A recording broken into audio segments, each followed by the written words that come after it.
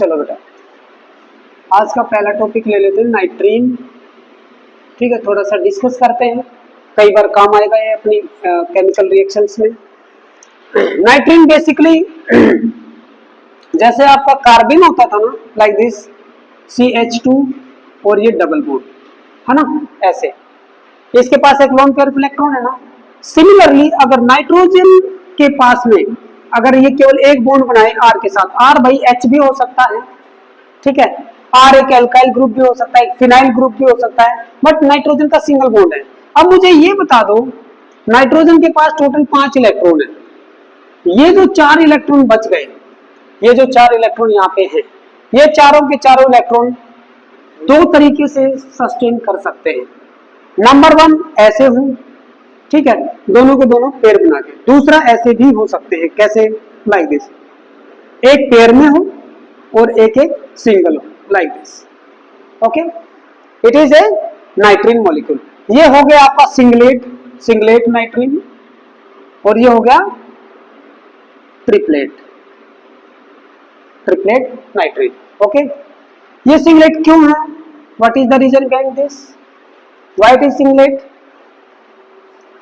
यहां पे कोई भी इलेक्ट्रॉन अनपेयर्ड नहीं है, तो all the spin are plus half then minus half. Okay, plus half then minus half, फिर सेकंड में plus half and minus half, तो सम ऑफ स्पिन क्या आएगा, S, total capital S, that is 0। Multiplicity कितनी आएगी, 2S plus 1, that is 2 into 0 plus 1, that is 1. That's why it is singlet nitrate. यहाँ पे दो अनपेयर्ड इलेक्ट्रॉन है, ठीक है, तो अकॉर्डिंगली आप देख सकते हो S की वैल्यू क्या आएगी, 1 को यहाँ पे पुट अप करेंगे तो N की वैल्यू 3 आ जाएगी। ये हो गया आपका ट्रिपलेट नाइट्रेट। ओके, अब इसमें हम बात करेंगे थोड़ा सा आपके हाइब्रिडाइजेशन की। क्या आप बताओगे यहाँ पे what is the type of hybridization? Let me tell you, first you tell me, after that I will tell you what is the type of hybridization of this one, what may be?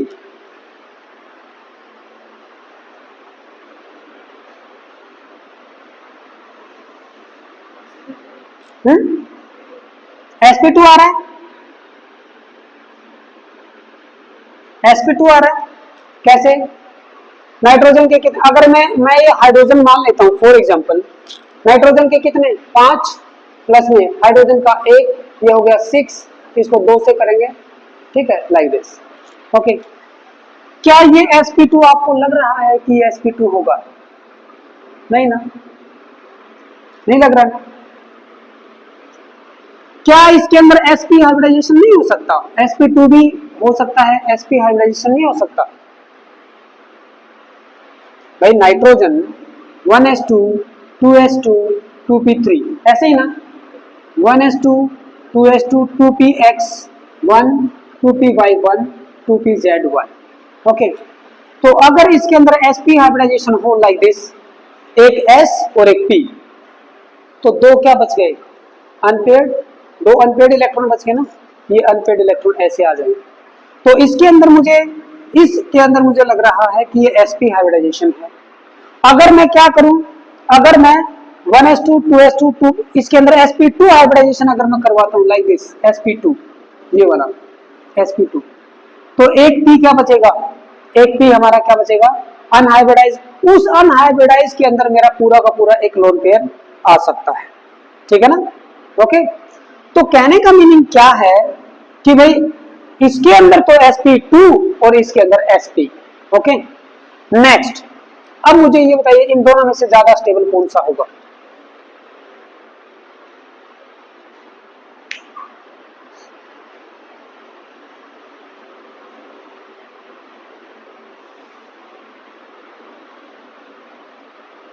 इसमें थोड़ा सा twist है,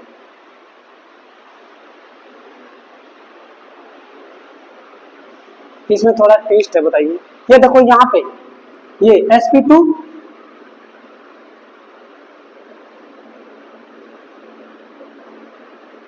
okay, ये क्या है 120 degree angle, ठीक है।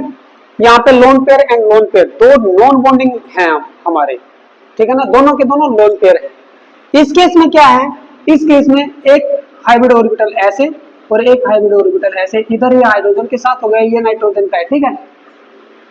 एक मेरा अनहाइब्रिडाइज परपेंडिकुलर टू दिस है ऐसे, और एक ऐसे, राइट।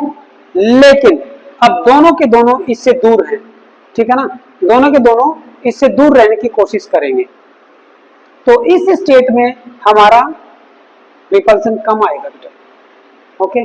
लेकिन यहाँ पे दोनों के दोनों लोन पेयर, मैंने क्या बताया था आपको VSEPR थ्योरी में, जब लोन पेयर होते हैं ना, तो लोन पेयर और लोन पेयर के बीच में रिपल्सन सबसे ज्यादा होता है then lone pair and shared pair, और इससे भी ज्यादा होता है किस, इससे सबसे कम किस में होता है, shared pair and shared pair के बीच में। तो यहाँ पे ये जो लोन, यहाँ पर ये अपनी आइडेंटिटी खो चुके हैं, it is not lone pair, now it is not lone pair, तो एक दूसरे से दूर जा चुके हैं at an angle of 90 degree.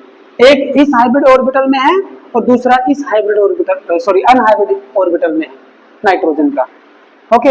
एक ऐसे हैं, एक ऐसे हैं, और ये दो ऐसे हैं, और एक इलेक्ट्रॉन इधर शेयरिंग कर रहा है इसके साथ, ओके। नोट डाउन करो। और इसीलिए स्पेक्ट्रोस्कोपिक टेक्निक से जब फाइंड आउट करते हैं ना नाइट्रीन का, तो वहां पे आता है sp हाइब्रिडाइजेशन। वो क्यों बार बार उनको फील हो रहा है, वहां पे क्यों ऐसे एग्जिस्ट रहने की कोशिश कर रहा है, क्योंकि ये जो है ना इसमें रहने की कोशिश करता है ट्रिपलेट के अंदर, राइट।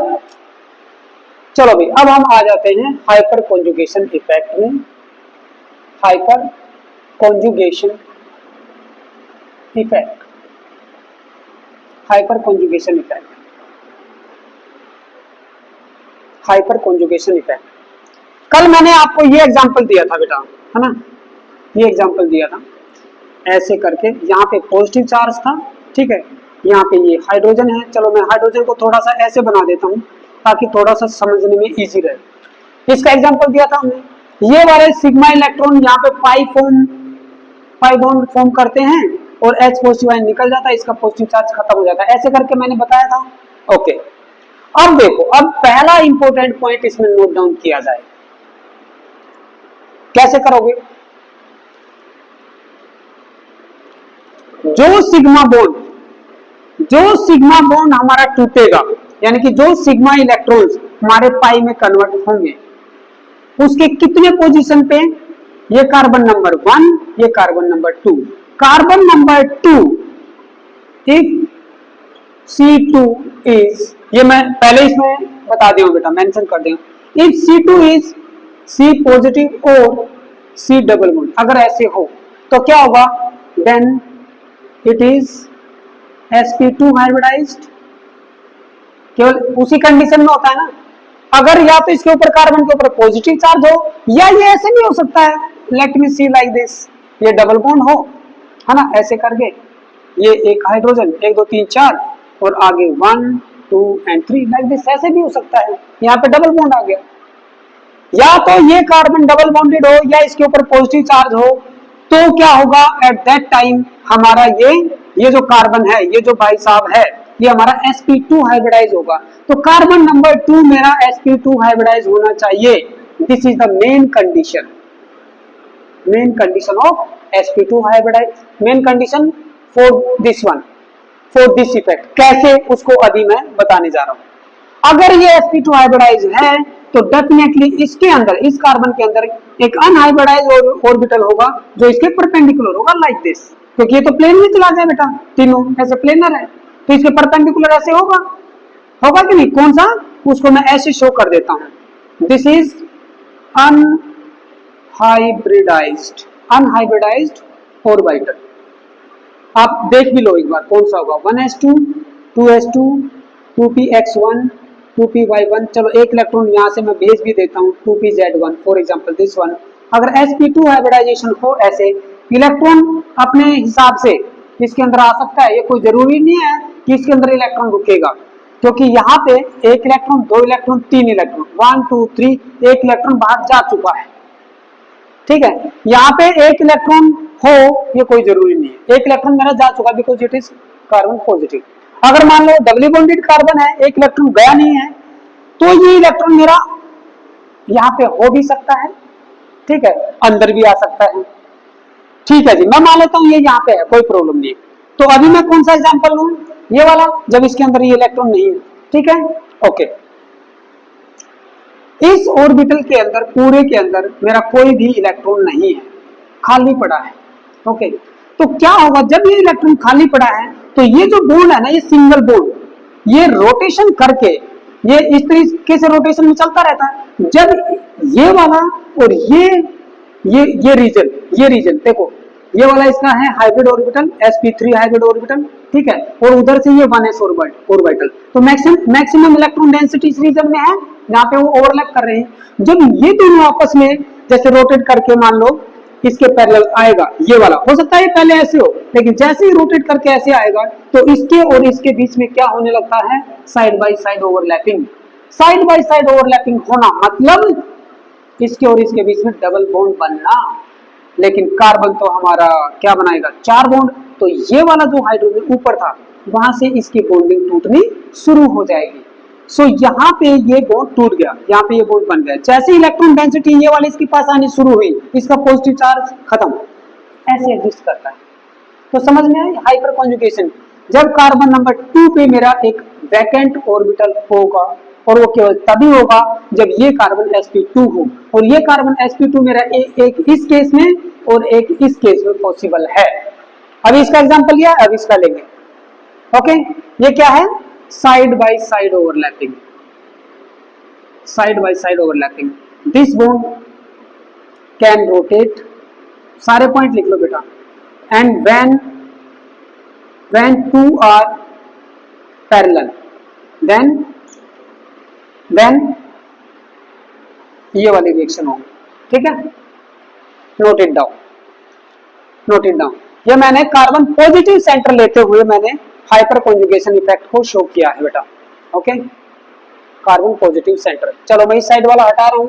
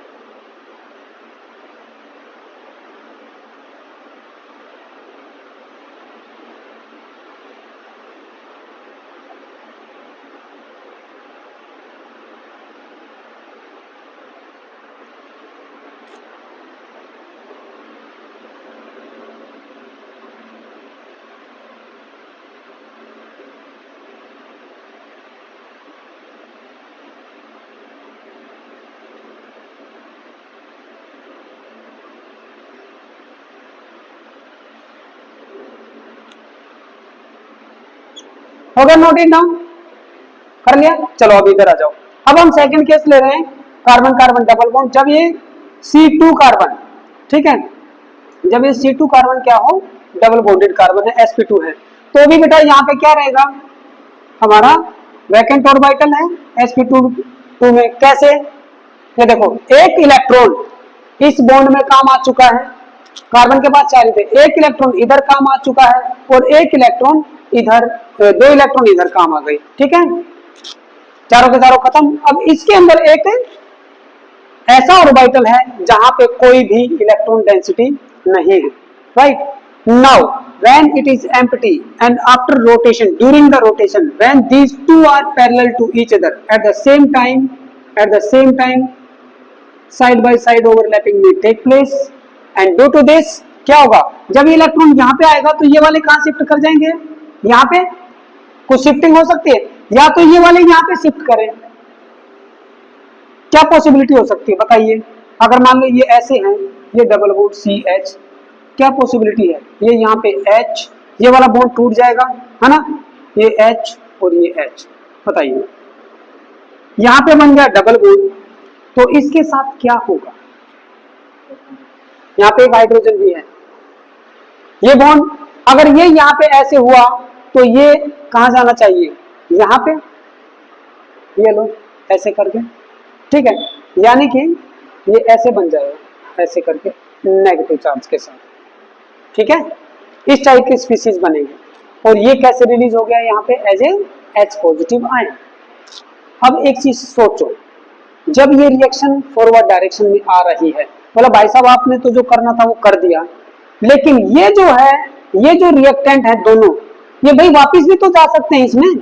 अगर मान लो ये स्टेबल नहीं हुआ तो ये इसके साथ कंबाइन होकर वापिस अपनी उसी स्टेट में आ जाएगा।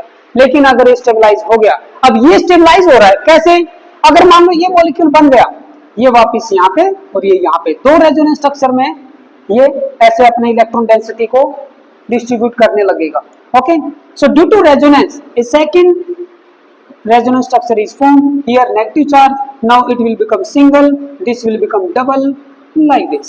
Okay, like this. So due to resonance this is stabilized, ये कार्बन एनायन हमारा स्टेबलाइज हो गया, तो ये फॉरवर्ड डायरेक्शन में चला गया।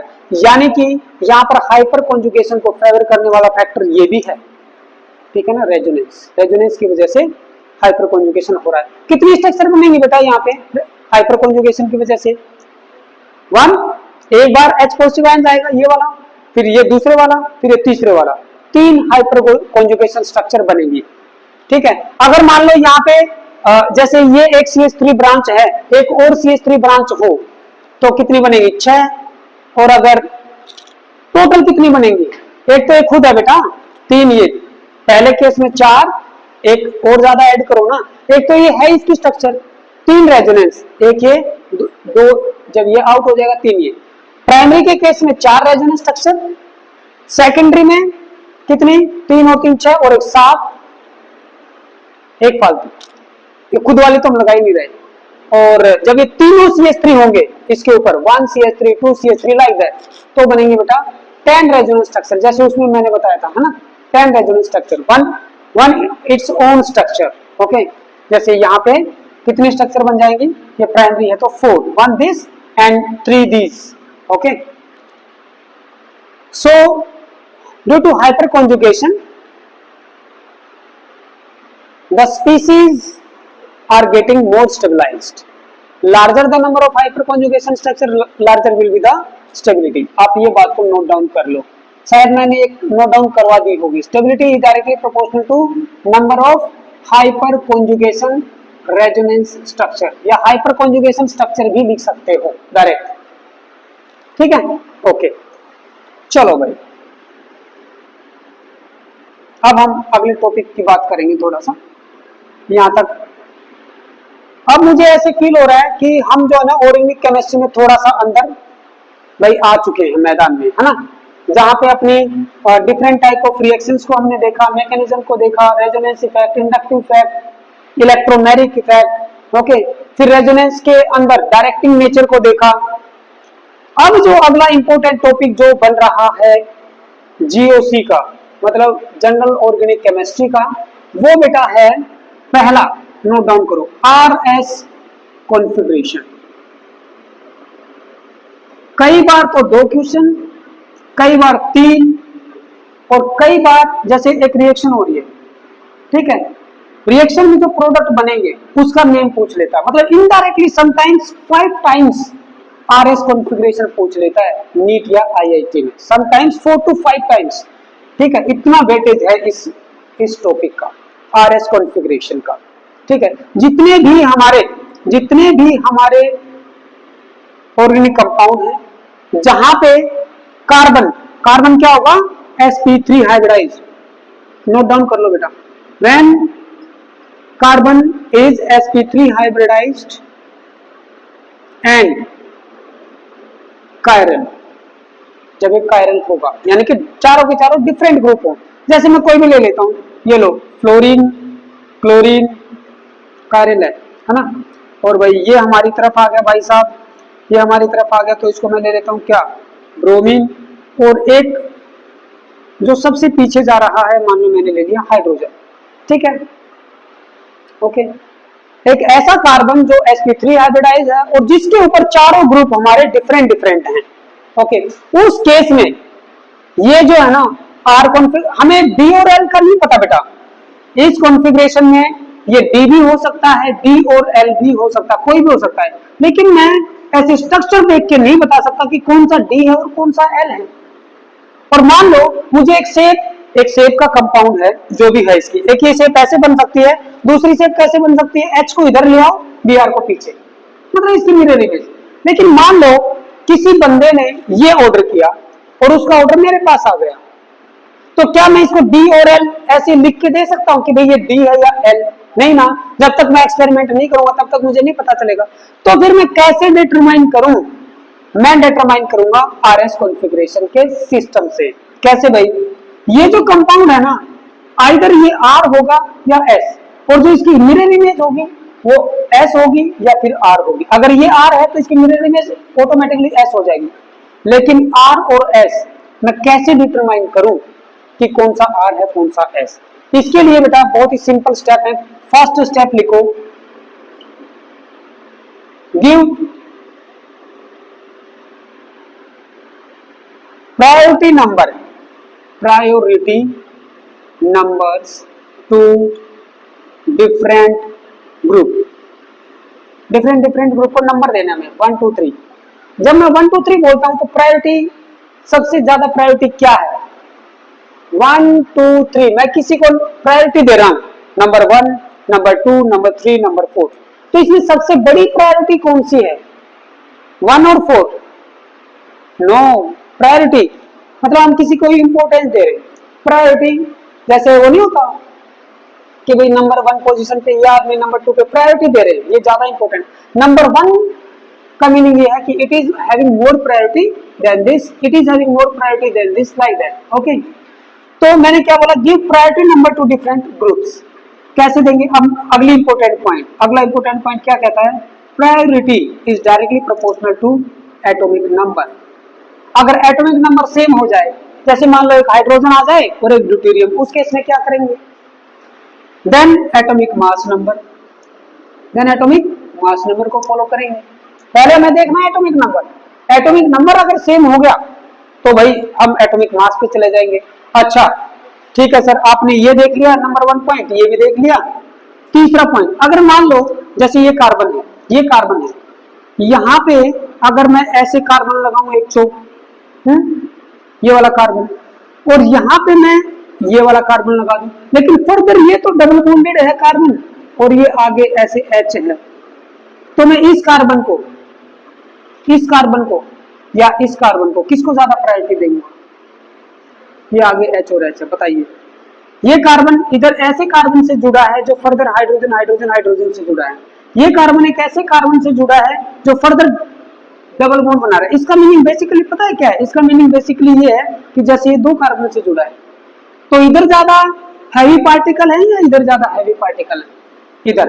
तो जहां हैवीनेस आपको दिखेगी, जहां ज्यादा हैवी दिखेगा आपको, जहां ज्यादा मास नंबर दिखेगा, उसको प्रायोरिटी ज्यादा देनी है, इसकी प्रायोरिटी ज्यादा हो जाएगी। तो अब हम वापिस वहीं पे आते हैं जहां पे हम थे। क्या था यहाँ पे? फ्लोरीन था और ये क्लोरीन था, ऐसे था ना, या उल्टा बना दिया मैंने? उल्टा बना दिया, ठीक है। ये फ्लोरीन और ये क्लोरीन। तीसरा इंपॉर्टेंट पॉइंट है, double bonded carbon is having greater than single bonded. Okay, या आप ऐसे कर सकते हो, ट्रिपल बॉन्डेड पहले ले लो, चलो ट्रिपल बॉन्डेड भी आ सकता है, फिर उसके बाद में डबल बॉन्डेड कार्बन, फिर उसके बाद में single bonded carbon, like this. Okay,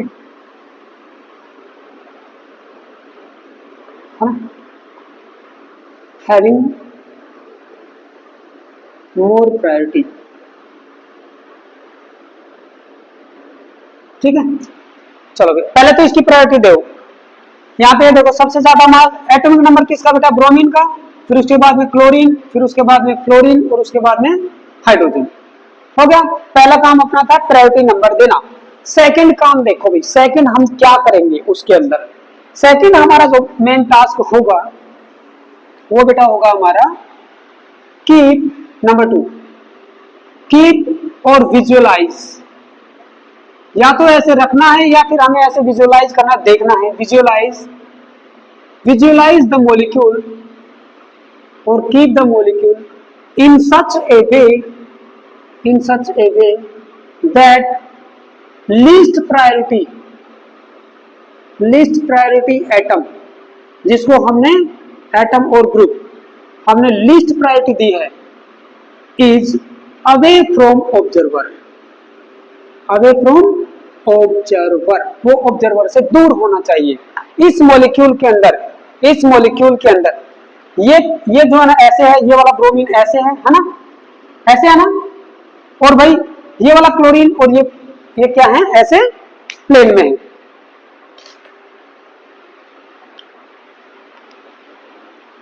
like this tetrahedral structure कुछ हमारी ऐसे ही बनती है, ठीक है, ये टेट्राहेड्रल लाइक दिस। ये देखो भाई, अगर आप लोगों को ध्यान से दिख रहा है, यहाँ सेंटर में बिल्कुल कार्बन है, तो अभी मैंने इस मॉलिक्यूल को ऐसे ही यहाँ पे रिप्रेजेंट कर रखा है लाइक दिस। ये और ये बीच वाला कार्बन, ये एक प्लेन में है, देखो ये बाहर की तरफ आ गया अपना ब्रोमीन, और ये हाइड्रोजन अंदर की तरफ चला गया। इस हाइड्रोजन को बिल्कुल आपसे दूर रखना है, जैसे मैं ऑब्जर्व करूंगा तो मुझे ऐसे रखना है इसको, बिल्कुल मैक्सिमम अवे, एकदम अपने से दूर, जो सबसे कम प्रायोरिटी वाला एटम है। उस टाइम आपको, जब आपने ये रख लिया, फिर उसके बाद में अगला काम क्या करना है, 1 से लेके 2 जाओगे, 2 से लेके 3 जाओगे, 1 2 3 ऐसे आप अपना एक सर्कल बनाओगे। उस सर्कल के अंदर जब आप वो सर्कल बनाओगे, ये आपने रख दिया, ठीक है, फिर उसके बाद में मान लो ये कार्बन है, एक आपको ऐसे दिखा, एक आपको ऐसे दिखा, और एक आपको ऐसे, हाइड्रोजन सबसे पीछे है, 4th नंबर वाला सबसे पीछे गया, अब सामने हमें ऐसे दिख रहे हैं, ओके वेरी नाइस, 1 2 3। अगर मान लो ऐसे दिख रहा है आपको, तो आप ऐसे घुमाओगे लाइक दिस। ये क्या है, क्लॉकवाइज है या anti clockwise, it is clockwise. अगर क्लॉकवाइज हुआ तो ये हमारा आर कॉन्फ़िगरेशन होगा। आर को हम ऐसे लिखते हैं ना, देखो आर को हम ऐसे लिखते हैं ना, ऐसे ऐसे करके, ऐसे करके, है ना, आर मैसेज आती है ना क्लॉकवाइज में, तो ये हमारा आर कॉन्फ़िगरेशन होगा। एक rotation from 1 to 2 to 3 and again 1 is clockwise. If it is clockwise then it is R configuration। और अगर मान लो ये ऐसे होता like this, तो मैं कैसे जाऊंगा, 1 2 and 3 again 1 1 2 3 like this। तो ये कैसे हो रहा है बेटा, इट इज एंटी क्लॉकवाइज। जब ये एंटी क्लॉकवाइज होगा तो मैं ऐसे मूव कर रहा हूं लाइक दिस। देखो एस को ऐसे ही बनाते हैं ना बेटा, एस को ऐसे ही बनाते हैं ना लाइक दिस, ऐसे यहां से anti clockwise, anti like this, anti, तो ये मेरा एस कॉन्फ़िगरेशन होगा, ठीक है, समझ में आया, ओके। चलिए चलो, अब एक काम करो, मैं आपको एक मॉलिक्यूल देता हूं, ये लो भाई, ये मेरा हाइड्रोजन, ये मेरा क्लोरीन, ये मेरा फ्लोरीन, और ये मैंने पीछे लगा दिया ब्रोमीन। आपको मॉलिक्यूल को ऐसे घुमाना है कि हाइड्रोजन मतलब लिस्ट वाला सबसे पीछे। अब की बार मैंने ऐसे कॉन्फ़िगरेशन बना दिया। Find out whether it is R type and S type configuration. बताइए जनाब, इस मॉलिक्यूल में बताइए, यहां पे। अब इसको देखो आप, ये सॉलिड वेज है, it is towards the observer. ये डैश है, it is away from the observer.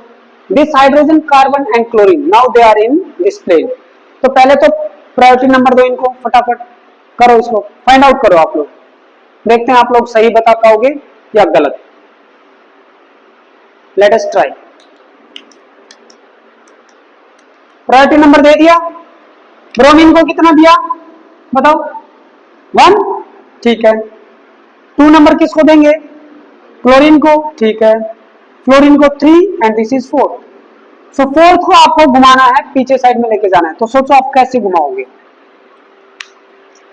घुमाइए।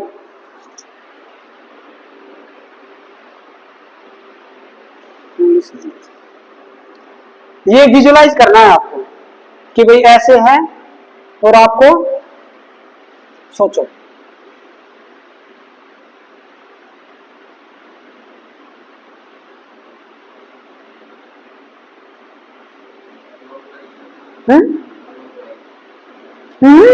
पहले हाइड्रोजन को पीछे लेके जाओ, ये हाइड्रोजन को मैं पीछे लेके जा रहा हूं। तो देखो ये जो मॉलिक्यूल है ना, ये थोड़ा सा ऐसे है ना बेटा, और हाइड्रोजन इसमें है, इस प्लेन में है, ये मॉलिक्यूल ऐसे है। तो अगर मैं इस मॉलिक्यूल को उठा के थोड़ा सा इस डायरेक्शन में ऐसे करूं, तभी तो ये पीछे जाएगा। कहने का मीनिंग ये है, ये जो 3 वाला है ये तो आ जाएगा उधर ऐसे, ठीक है। जब इसको मैं ऐसे पलटी मार रहा हूं, थोड़ा थोड़ा ऐसे कर रहा हूं, 2 तो इधर ही रहेगा और ये 1 पीछे था, थोड़ा सा ऐसे आ जाएगा, ऐसे ही आएगा ना, ऐसे घुमा रहा हूं मैं ताकि 4 वाला पीछे चला जाए। तो ये अब इसके अंदर देखो कि ये क्लॉकवाइज घूम रहा है, एंटी क्लॉक 1 2 3, ये लो भाई, ये आई थिंक ऐसे घूम रहा है, ऐसे एस ऐसे, this is anti clockwise, so it is S configuration. आया समझ में, विजुअलाइज कर पा रहे हो? चलिए जनाब एक और एग्जांपल देता हूं, फिर हम थोड़ा सा आगे बढ़ चलेंगे, अपनी कहानी को और थोड़ा आगे बढ़ाएंगे। देखो भाई, ये लो भाई, ये कार्बन ले लेते हैं सेंटर में,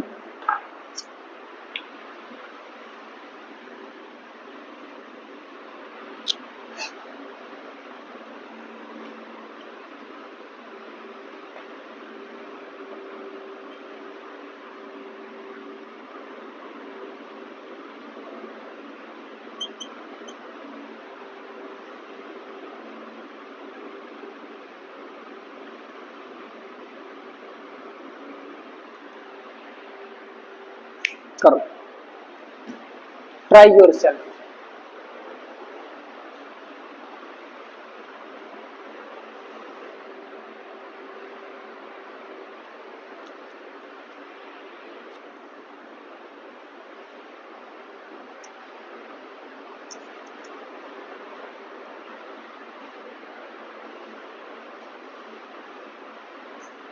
प्रायोरिटी नंबर दे दो।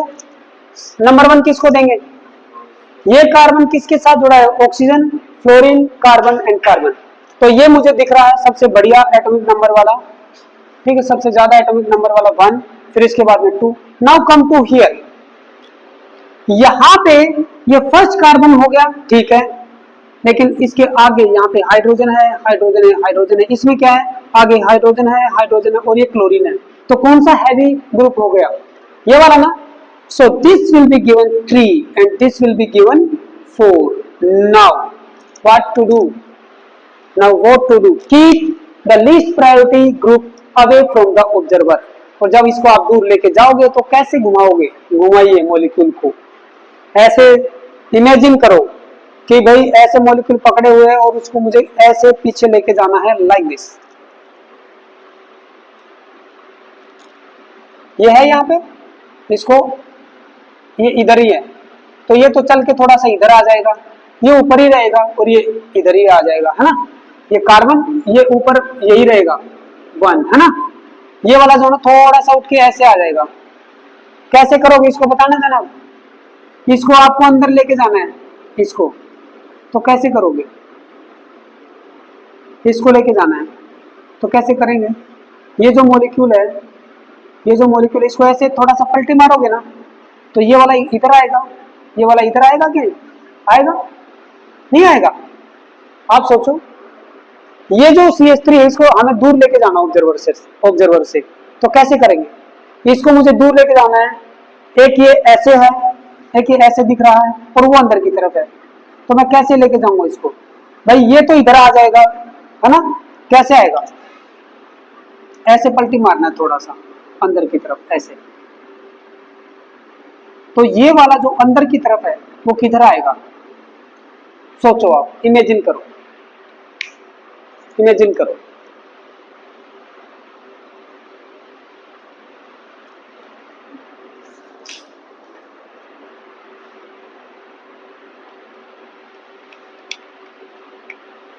इमेजिन करो,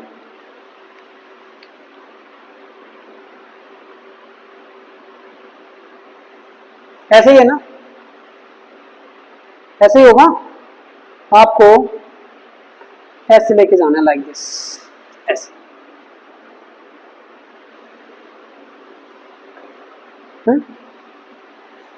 दिख रहा है?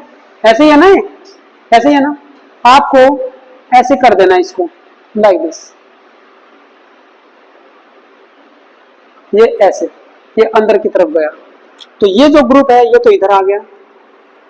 1 था, 1 तो इधर 1 रहेगा, ये वाला इधर आ गया, क्या है ये 3, और ये वाला जो है ये इधर आ गया 2। आया कि नहीं? फिर देख लो एक बार, ऐसे है, ऐसे ही है ना बेटा, इसको आपको ऐसे करना है लाइक दिस। आ गया ना? ये देखो हो गया, 1 2 3 आपको दिख गए अभी, वेरी नाइस। कैसे घूम रहे हैं? 1 2 3, this is anti clockwise, again this is S configuration, again this is S configuration. Okay, जब हम आईपीएसी नेमिंग करते हैं तो भाई आर और एस को मेंशन किया जा सकता है। इसका आईपीएसी नेम बताओ भाई, इस कंपाउंड का आईपीएसी नेम क्या होगा? क्या आप इसका बता सकते हो आईपीएसी नेम?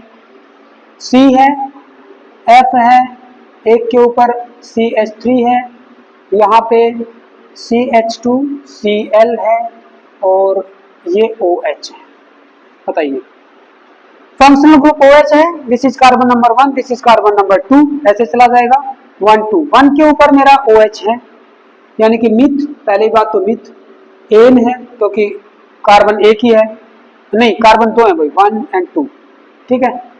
एक चीज और भाई, ये 1 है ये 2 है, हाँ ठीक है, क्योंकि ये 3 कार्बन चेन नहीं हो सकती, हो सकती है क्या? होंगी भाई, क्यों नहीं होंगी, 3 कार्बन चेन होंगी, ये 1 ये 2 एंड ये 3, 3 कार्बन चेन होंगी, ठीक है।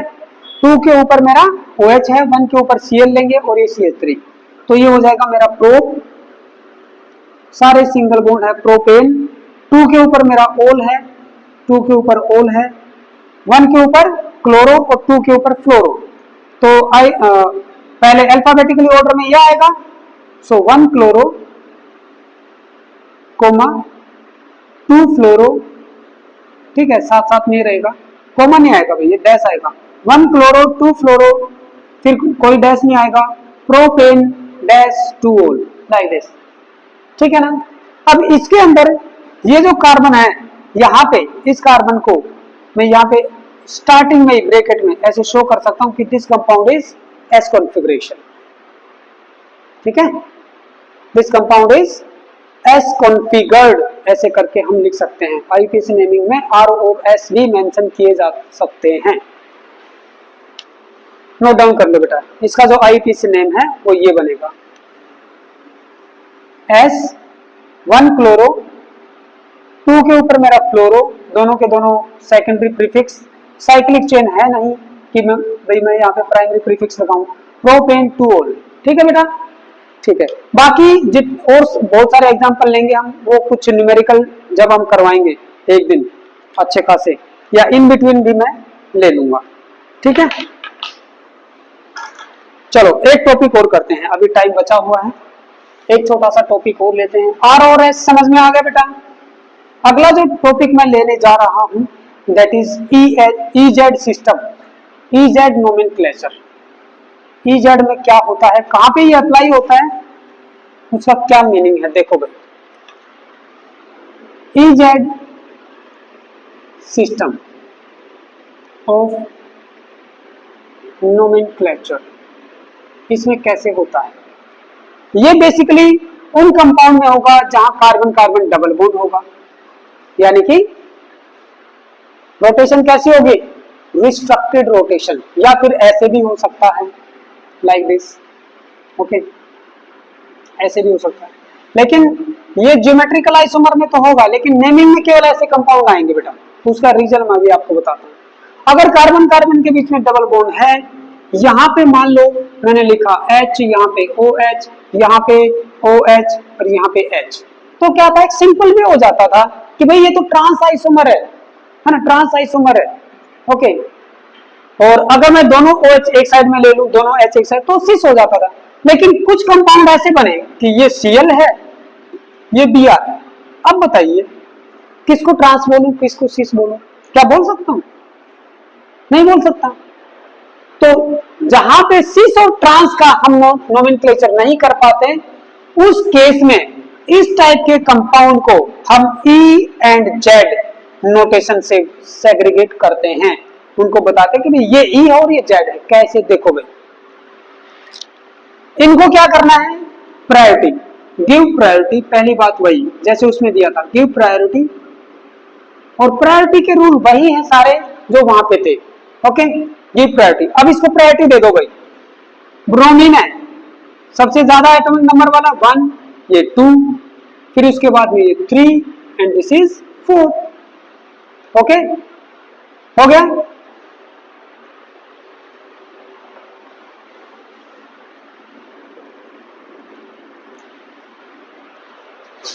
नहीं, ऐसे नहीं करना, सॉरी। इसमें क्या करना है, 1 2 3 4 नहीं, इन दोनों में 1 2, इन दोनों में 1 2, ऐसे करना है। 1 2 3 4 नहीं, ओनली 1 2 1 2। कार्बन, एक कार्बन के ऊपर जो 2 ग्रुप लगे हैं उनमें 1 2, और जो नीचे लगा है उसमें 1 2, 3 4 नहीं, ओनली 1 2। अब जो हायर प्रायोरिटी वाला है ना, उसको पकड़ना है बेटा, हायर प्रायोरिटी वाला। अगर वो सेम साइड में हो, कार्बन कार्बन डबल बॉन्ड के, अगर वो सेम साइड में हो, कार्बन कार्बन डबल बॉन्ड को वर्टिकल पोजीशन में रखना है, याद रखना। अगर वो सेम साइड में होते हैं तो उसको हम जेड, जेड देते हैं। ठीक है, जेड आइसोमर भी बोल सकते हो आप, या जेड, उसको हमने नोमेनक्लेचर दे दिया कि दिस इज जेड सिस्टम। और अगर जेड कब होगा, when 1 and 1 are on same side. ठीक है, सेम साइड। और जब 1 and 1 हमारे अपोजिट साइड में हो, on opposite side to each other, जैसे 1 यहाँ पे आया, एक यहाँ पे आ जाए, तो वो क्या हो जाएगा, ई सिस्टम। ओके, जेड जो है बेटा एक लैटिन वर्ड है, कहां से लिया गया है, जूसा मैन, जिसका मीनिंग होता है on the same side, on the same side. और ई लिया गया है entgegen, entgegen, E for entgegen, उसका मतलब होता है एंटी और opposite to each other, opposite to each other. Okay gentleman, E for, अब यहां से थोड़ा सा याद रखना, यहाँ पे बच्चे कंफ्यूज कर जाते हैं। ओके, ई फॉर, यहां से थोड़ा सा साउंड आ रहा है, ई फॉर एंटी। ठीक है, ई फॉर एंटी, तो वो ई आइसोमर होगा। बाकी जेड क्या हो जाएगा, ऑन द सेम साइड, तो जेड उसमें चला जाएगा। अब बताइए, ये कार्बन कार्बन डबल बॉन्ड है, यहाँ पे ये सी एच एच और एच है फॉर एग्जांपल, यहाँ पे ये ऐसे सी है, ये एच है, ये सी एल है, डबल बॉन्ड ओ है, यहाँ पे नहीं, सिंगल बॉन्ड ओ एच, यहाँ पे ये एच है और ये बी आर है। इसका बताओ, ये ई है या जेड है, कौन सा आइसोमर होगा, ई आइसोमर और जेड आइसोमर। प्रायोरिटी दो पहले इन दोनों में से, दिस इज 1, दिस इज 2। अब इसमें बताओ, ये 1, ये 1 and this is 2, they are on the same side, it is Z isomer. E and Z system को भी हम आईयूपीएसी नेमिंग में स्टार्टिंग में बता सकते हैं कि भाई ये जेड आइसोमर होगा या ई आइसोमर होगा। ठीक है, आईयूपीएसी नेमिंग में इनको हम इंक्लूड कर सकते हैं, और जब भी करेंगे तो पैरेंथेसिस के अंदर जो कॉमन ब्रैकेट होते हैं लाइक दैट, उसके अंदर बताएंगे, जैसे हमने आर एन एस में बताया। ओके।